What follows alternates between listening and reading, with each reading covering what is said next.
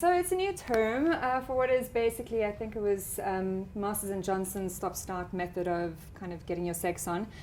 Basically, it is just before you peak, you take a break, you take a breather, you slow down, you stop, and then you kind of start all over again.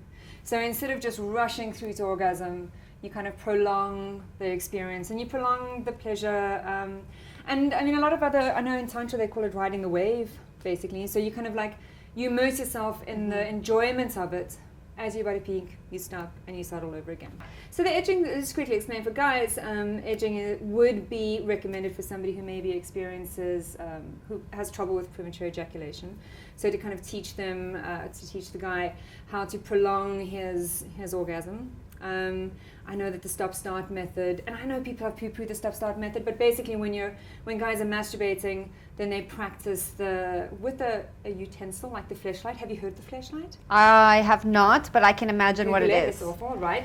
So you use the fleshlight and then they practice kind of bringing themselves to orgasm, but just before the orgasm they stop. For women, I think how it benefits women the most is that it gives women in their partnership with a guy who's maybe a bit hasty, maybe who comes very quickly, time to kind of like ease into the orgasm, and also helps them experience the idea of pleasure when they're by themselves and masturbating by themselves. Because I think a lot of women still need to find what pleasure feels like for themselves without worrying about, what he likes. Is he going to come? Is it too long?